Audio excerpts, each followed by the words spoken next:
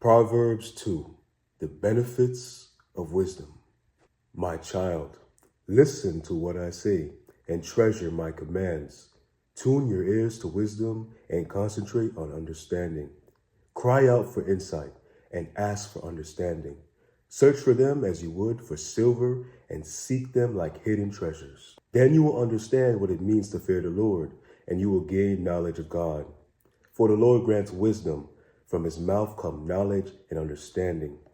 He grants a treasure of common sense to the honest. He is a shield to those who walk with integrity. He guards the paths of the just and protects those who are faithful to him.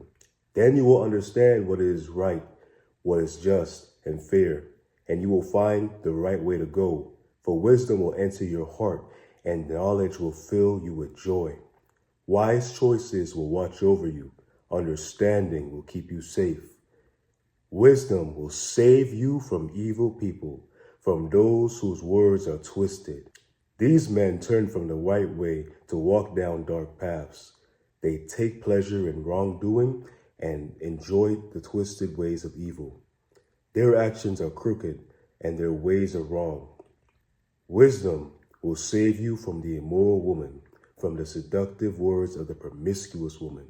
She has abandoned her husband and ignored the covenant she made before God. Entering her house leads to death. It is the road to the grave.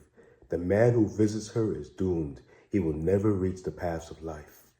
So follow the steps of good and stay on the paths of the righteous. For only the godly will live in the land, and those with integrity will remain in it. But the wicked will be removed from the land, and the treacherous will be uprooted.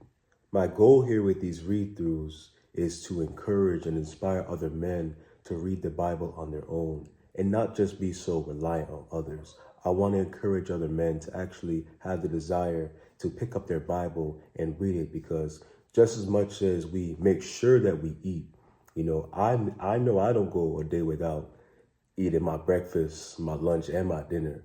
But just as much as I value food and nourishing my body, the Bible tells us that man should not live on bread alone. A lot of times we go through life and we always say, oh yeah, I need to read my Bible more. I'm just not making enough time and I just want to give God more time. But if we're always preoccupied by other things and we never actually take accountability and making it a priority to read our Bible, then we'll just never get to it. It'll always be another thing taking our focus.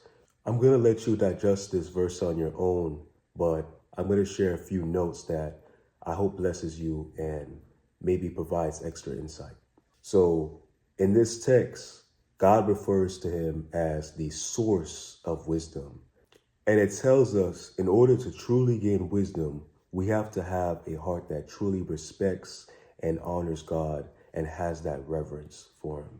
The ultimate goal of wisdom, according to this text, is not just to protect us from evil, but to give us a life filled with joy and peace and filled with God's blessings. So if we are constantly following our own heart or just following what social media is telling us to do, and we're feeling the repercussions of it because we did something and left God out of it, and now here we are praying to God, begging him to come and rescue us after we done gotten the consequence of our own actions, right? How can we have God's peace? How can we have God's joy? A lot of us are in these situations that we put our own selves in, and we're not experiencing the lives that God created us to have. And then we look at the world and say, oh man, I just can't believe that the world could possibly be like this. I can't believe it's such a bad place. But I really want you guys to look within and to look where you are right now and ask yourself, is it you or is it God? I want you to look within and ask yourself, what ways can Scripture lead to a better life? What ways can Scripture lead to a life that's more fulfilling, that's more filled with peace, that's more filled with joy, that's more filled with laughter? And what ways can Scripture bring you closer to God? As we close out today, I just really want to encourage you guys to read your word and also make sure that you prioritize godly wisdom over worldly wisdom. If you go on social media or if you go to people who are following in the ways of the world, they're going to tell you a lot of different things that only bring confusion in your mind and in your heart. A lot of us, we feel lost and we don't even know who we are because we're always scrolling or we're always talking to people who are not living in the way of God. If you want to know yourself, you have to know God. If you want to learn your purpose, you have to read the Bible. It's really that simple. So I really want to encourage you guys to think of ways that scripture can benefit and allow you to grow in your own life, in your own relationship with God, and what ways can scripture lead to the things that God promises. And we hear of all these good things of God, but we don't bear fruit of that in our own lives because we're not in that alignment. I really want to give you guys food here. I really want you guys to really just get all that God has for each of us. And I'm going to read you this verse from Psalms 1 as we close out. Psalms 1. Oh, the joys of those who do not follow the advice of the wicked, or stand around with sinners, or joins in with mockers. But they delight in the law of the Lord, meditating on it day and night.